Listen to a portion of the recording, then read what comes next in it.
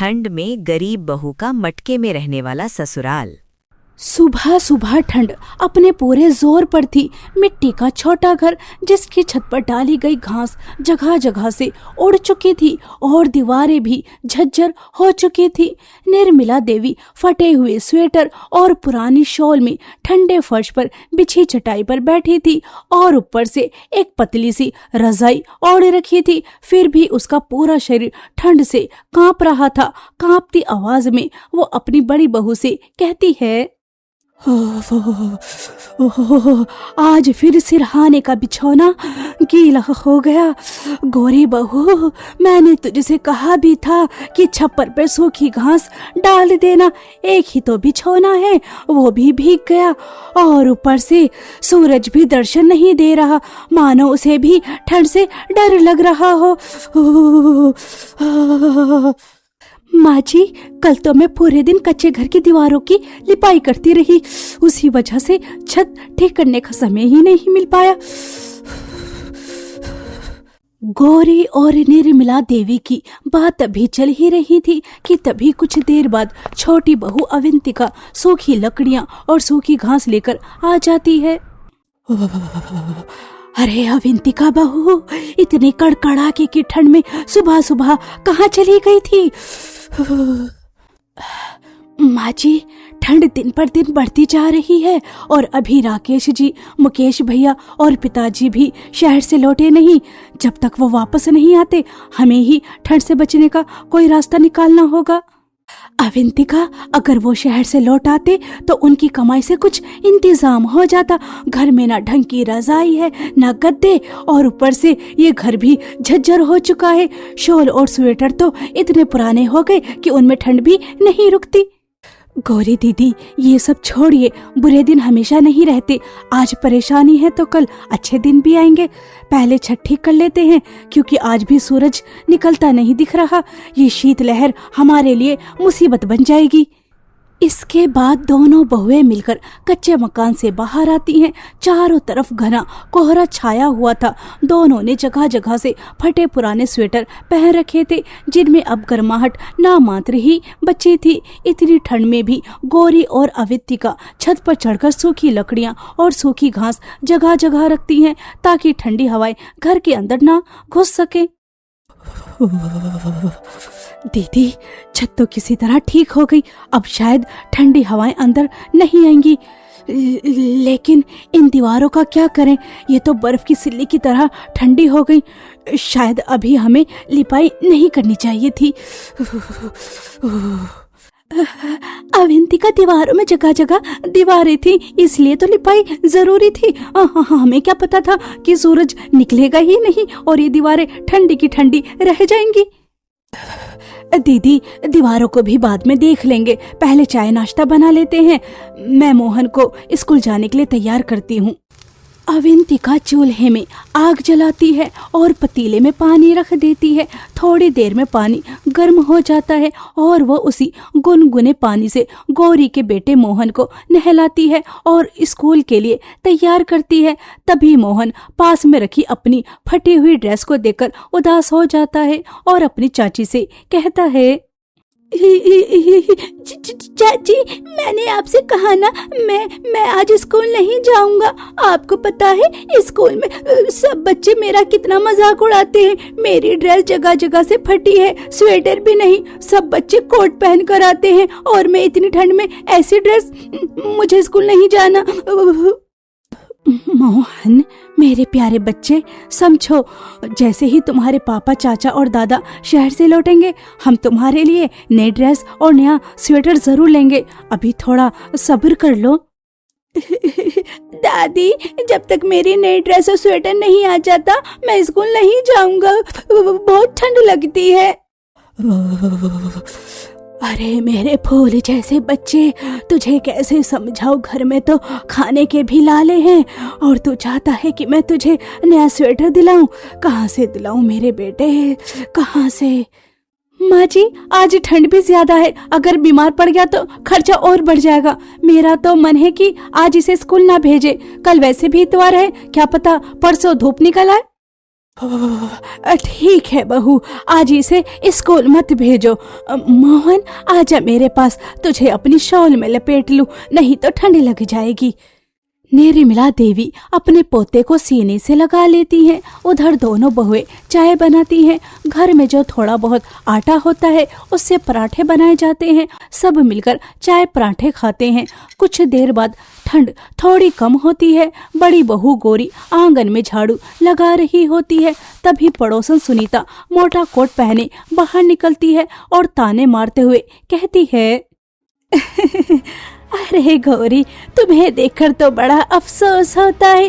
कैसा ससुराल मिला है तुम्हें, ना गर्म कपड़े, ना पक्का मकान, ना कोई सुविधा, और मुझे देखो, ठंड मुझे छूकर भी नहीं गुजरती है।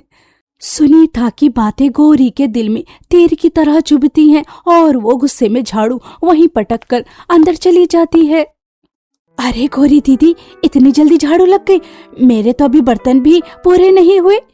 सुनीता होती कौन है हमें ताने देने वाली? जब देखो अपने ससुराल की शान बढ़ाती रहती है। मोटे मोटे कपड़े पहनती है, हीटर में रहती है, गर्म पानी में नहाती है, तो खुद को क्या समझती है कि हम गरीबों को कुछ भी कह देगी? अरे गौरी दीदी, यह जवाब तो आपको सुनीता को वहीं देना चाहिए था। उसका गुस्सा अंदर आकर हम पर क्यों निकाल रही हो? उस वक्त उसे मुंह तोड़ जवाब देती तो कुछ कह ही न पाती। हाँ, तुम ठीक कह रही हो। अगली बार अगर उसने ठंड में हम गरीबों का मजाक उड़ाया ना, तो मैं उसे छोड़ूंगी नहीं। अवंतिका अपनी जेठानी का मुंड ठीक कर देती है। इसके बाद गौरी अपना गुस्सा मन में दबाकर ठंड में बाहर आ जाती है और आंगन की झाड़ू पूरी करती है। इसी तरह दोनों बहुएं अपनी सास के साथ ठंड में किसी तरह गुजारा कर ही रही थी। एक दिन की बात है, शहर से सुरेश, राकेश और मुकेश तीनों बाप बेटे गांव लौट रहे थे। इस महीने काम बहुत अच्छा हुआ है। गांव पहुंचते ही मिस्त्री को लेकर आना है। कच्चे घर को अब पक्का बनवाना है। हमारे घर की औरतों ने बहुत तकलीफें झेली हैं। अब ठंड में उन्हें राहत मिलनी चाहिए। पिताजी, मैंने तो पहले ही कहा था कि शहर से हीटर और गीजर भी ले चलते हैं। पक्का मकान बन जाएगा तो ये बहुत काम आएंगे। मैं भी यही सोच रहा था बेटा, लेकिन शहर में इनके दाम आसमान छू रहे थे। गांव में थोड़े सस्ते मिल जाएंगे। माँ, भाभी और अवंतिका के लिए शॉल और स्वेटर, और मोहन के लिए जैकेट गांव के रास्ते में जो बड़ी दुकान है वहीं से ले लेंगे। सबको देखकर अच्छा लगेगा। तीनों बाप बेटे हंसी खुशी बातें करते हुए गांव की ओर बढ़ रहे थे, लेकिन उन्हें क्या पता था कि आगे होने क्या वाला है। गांव से कुछ ही दूरी पर अचानक बस खराब हो जाती है और उन्हें वहीं उतरना पड़ता है। पिताजी, एक जंगल वाला रास्ता है, उसी से गांव पहुंच सकते हैं। ठंड भी बढ़ती जा रही है और अगर शाम हो गई तो कोहरे में कुछ दिखाई नहीं देगा। ठीक है, उसी रास्ते से चलते हैं। तीनों जंगल के रास्ते पर चल पड़ते हैं। धीरे धीरे शाम ढलने लगती है, कोहरा छाने लगता है और ठंडी हवाएं चलने लगती हैं। तीनों ने पुराने स्वेटर पहन रखे थे, जिससे ठंड और भी ज्यादा चुभ रही थी। वो तेज कदमों से गांव की ओर बढ़ रहे थे कि अचानक सामने दो नकाबपोश लोग आकर खड़े हो जाते हैं। अरे भाई, तुम कौन हो और ये क्या कर रहे हो? ज्यादा सवाल मत करो। तुम्हारे पास जो भी है चुपचाप हमें दे दो, अगर जान प्यारी है तो। देखो, हम गरीब मजदूर हैं, जो कमाते हैं रोज खा लेते हैं। हमारे पास कुछ नहीं है। हमारे फटे पुराने कपड़े ही देख लो। ज्यादा चालाकी मत दिखाओ। हमें पता है तुम शहर से पैसे कमाकर लौट रहे हो। चुपचाप सारे पैसे दे दो, वरना अंजाम बुरा होगा।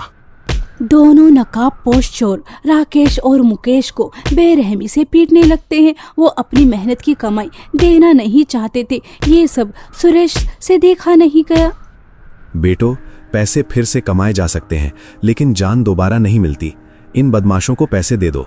सुरेश अपनी जेब खाली कर देता है। राकेश और मुकेश भी मजबूर होकर सारे पैसे दे देते हैं। तीनों बाप बेटे लुटे पिटे, थके और टूटे मन से घर पहुंचते हैं। दादी, दादा, पापा और चाचा आ गए।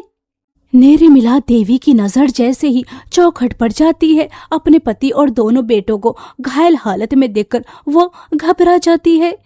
ओह, अरे ये सब कैसे हो गया?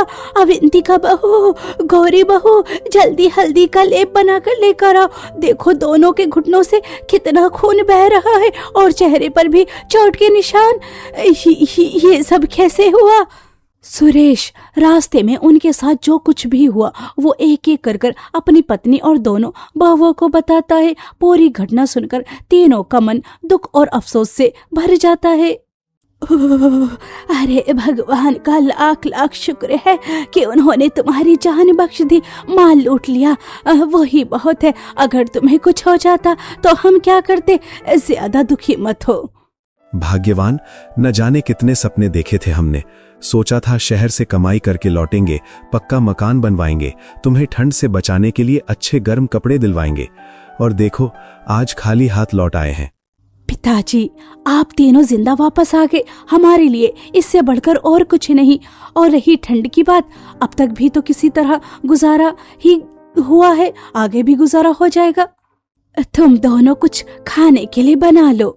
सास की बात मानकर गौरी चूल्हे के पास जाती है। बर्तनों में बस थोड़े से चावल और थोड़ी सी दाल बची होती है।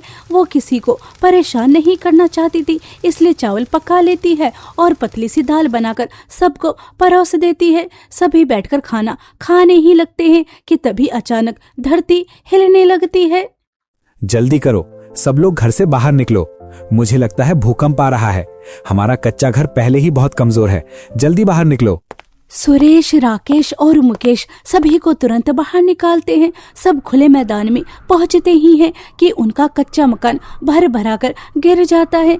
गनीमत रहती है कि समय रहते सभी बाहर निकल आए, इसलिए किसी की जान नहीं जाती और किसी को कोई नुकसान भी नहीं पहुंचता। हे भगवान, हमारा घर तो पूरी तरह बिखर गया, कुछ भी नहीं बचा। अब इतनी ठंड में हम कैसे रहेंगे? ऊपर वाले, क्या हमारी मुसीबतें कम थी जो तूने सिर से छत भी छीन ली? अब इस ठंड में कैसे गुजारा होगा? सब खत्म हो गया, कुछ भी नहीं बचा। घर तो पूरी तरह से टूट चुका है। मैं सोच रही हूँ कि जब तक घर दोबारा बनता है तब तक कहीं किराए पर कमरा ले लेते हैं। दिन तो किसी तरह कट जाएगा, लेकिन रात की ठंड कैसे सहेंगे? गोरी, तुम जानती हो आजकल किराया कितना महंगा हो गया है। और शहर से जो पैसे कमाकर ला रहे थे वो सब तो चोर ले गए। ना पैसा बचा ना घर। अब हमारा क्या होगा? दादी दादी, मुझे ठंड लग रही है, मुझे घर के अंदर जाना है। मुझे ठंड लग रही है, मुझे ठंड लग रही है। हाय मेरे बच्चे, हमें इतनी ठंड लग रही है, तेरा तो तिनका ही बन गया। सुरेश जी, कुछ सोचिए, अब क्या करेंगे? मुसीबत में पड़ोसी ही काम आते हैं। हमारे पड़ोसियों के पक्के मकान हैं, उनके घर सुरक्षित हैं। क्यों ना आज रात के लिए उनसे थोड़ी जगह मांग ले। अविंतिका और गौरी उम्मीद लेकर पड़ोसियों के पास जाती हैं, लेकिन एक एक कर सभी मना कर देते हैं। देखो जी, अगर एक दो लोग होते तो सोच भी लेते, लेकिन तुम्हारा परिवार बहुत बड़ा है, हमारे घर में पहले ही जगह कम है, माफ करना, कहीं और पूछ लो। भैया, भूकंप ने हमसे हमारा घर छीन लिया। ठंड बहुत ज्यादा है, हमारी सास बीमार हैं, पति घायल हैं और छोटा बच्चा भी है। बस आज रात की ही बात है, सुबह होते ही हम कोई इंतजाम कर लेंगे। बस आज रात के लिए अपने घर में जगह दे दो। एक पड़ोसी का दिल पसीज जाता है और वो सिर्फ एक रात के लिए उन्हें अपने घर में जगह दे देता है। अविंतिका धन्यवाद करती है। पूरा परिवार उस रात किसी तरह वहां गुजार देता है, लेकिन सुबह होते ही पड़ोसी उन्हें बाहर जाने को कह देता है। ठंड से सिकुड़ता हुआ पूरा गरीब परिवार अपना थोड़ा सा सामान उठाए फिर से छत की तलाश में निकल पड़ता है। चलते चलते सब थक जाते हैं और जंगल में एक बड़े पेड़ के नीचे बैठ जाते हैं। अब मुझसे और नहीं चला जा रहा, इस ठंड में तो लगता है जान ही निकल जाएगी, यहीं बैठने दो। तौबा तौबा, इतनी ठंड पहले कभी नहीं देखी। जंगल से कुछ लकड़ी इकट्ठा कर लाओ, आग जलानी होगी। राकेश और मुकेश घायल पैरों से किसी तरह लकड़ियां इकट्ठा करते हैं, लेकिन माचिस नहीं होती। तभी अवंतिका 2 पत्थर उठाती है और उन्हें रगड़कर आग जला देती है। उस आग के सहारे पूरा गरीब परिवार ठंड से बचने की कोशिश करता है। मुझे बहुत भूख लगी है, मुझे कुछ खाना है, कल से कुछ नहीं खाया, मुझे बहुत भूख लगी है। गौरी दीदी, चलो हम जंगल में कुछ खाने के लिए ढूंढते हैं, क्या पता कुछ खाने के लिए मिल ही जाए। अरे नहीं नहीं, तुम दोनों अकेले मत जाओ, जंगल में खतरा भी हो सकता है, हम भी तुम्हारे साथ चलते हैं। अरे आपने अपनी हालत देखी है, इतनी दूर चलकर पहले ही आपका जख्म हरा हो गया। अगर हमारे साथ जंगल में घूमोगे तो ये जख्म और भी ज्यादा फैल सकता है, इसलिए तुम यहीं बैठो, हम देखते हैं। मुकेश बेटा, गौरी बहू बिल्कुल ठीक कह रही है। अवंतिका बहू, गौरी बहू, तुम भी जरा संभाल कर ही जंगल में घूमना, ठीक है। इसके बाद दोनों बहुएं जंगल में इधर उधर भटकने लगती हैं। कुछ दूर चलने के बाद अवंतिका और गौरी को एक बेर का पेड़ नजर आता है, जिसे देखकर दोनों के चेहरे खिल उठते हैं। गौरी दीदी देखिए, यह है बेर का पेड़, चलो जल्दी से बेर तोड़ लेते हैं।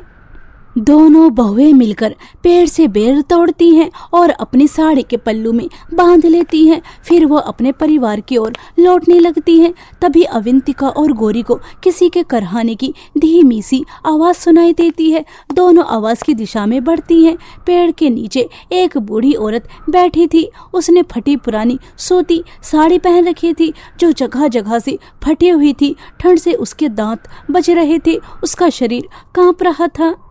अम्मा जी, आप यहाँ अकेली इतनी ज्यादा ठंड में क्यों बैठी हैं? क्या इस दुनिया में आपका कोई भी नहीं? नहीं बेटा, इस दुनिया में मेरा अब कोई नहीं, तभी तो यहाँ इस कोने में बैठी हूँ।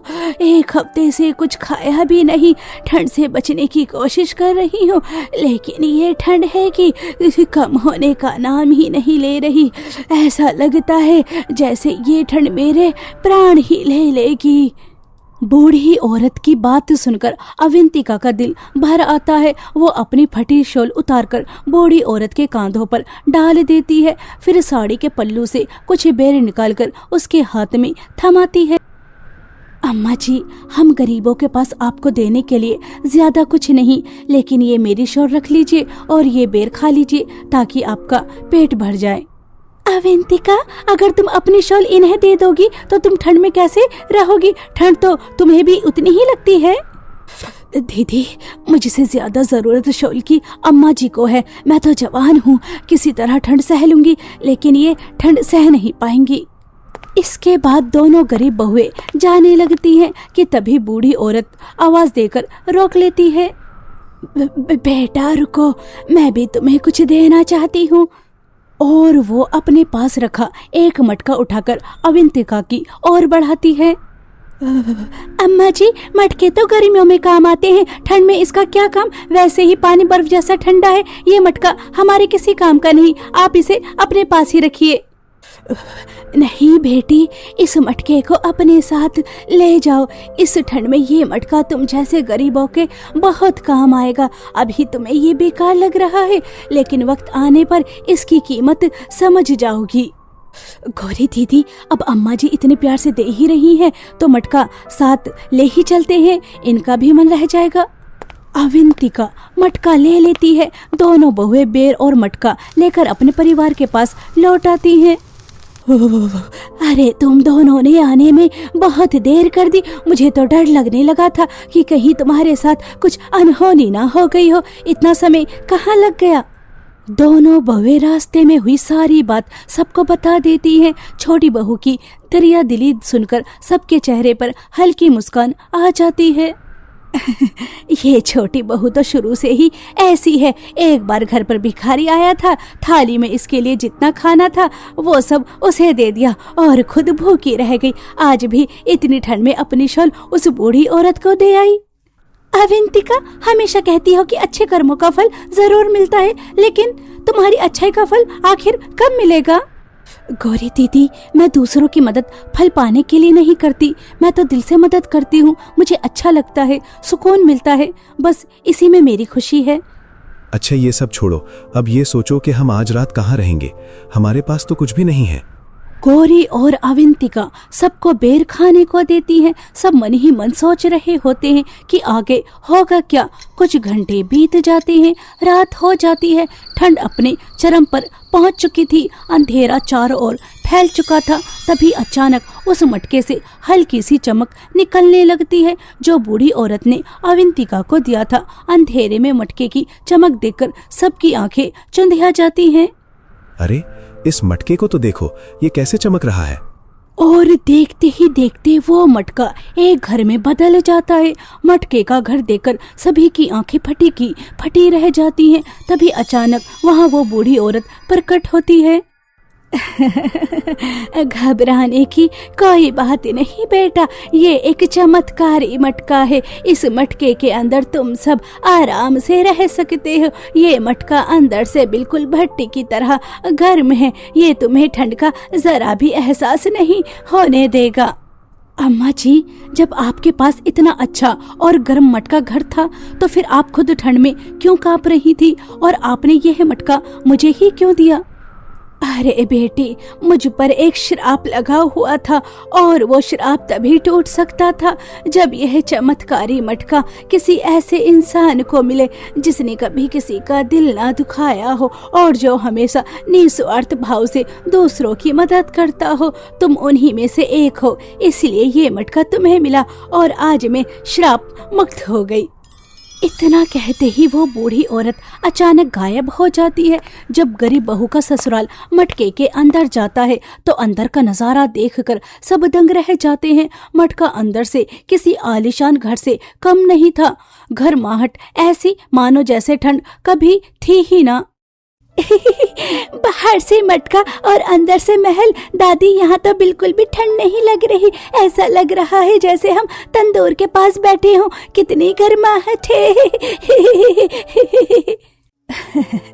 गौरी बहू, तुम अवंतिका बहू से पूछ रही थी ना कि उसे उसकी अच्छाई का फल क्यों नहीं मिलता। देखो, ऊपर वाले ने उसके अच्छे कर्मों का फल हम सबको दिया। जहाँ हमारे पास रहने के लिए छत नहीं थी और हम ठंड में ठिठुर रहे थे, वहीं आज अवंतिका बहू की अच्छाई से हमारे पास ठंड से बचने के लिए ये मटका घर है। यहाँ तो खाने के लिए भी कितना कुछ रखा है। हाँ, बहुत समय बाद हमें इतना स्वादिष्ट खाना खाने का मौका मिल रहा है। आइए दीदी, हम सबके लिए मिलकर कुछ अच्छा बनाते हैं। अवंतिका और गौरी दोनों बहुएं मटके के आलीशान घर के अंदर तरह तरह के पकवान बनाती हैं। पूरा परिवार मिलकर स्वादिष्ट भोजन का आनंद लेते हैं। किसी को ठंड का जरा भी एहसास नहीं होता। अवंतिका के अच्छे कर्मों की वजह से पूरा परिवार मटके घर के अंदर एक खुशहाल जिंदगी जीने लगता है।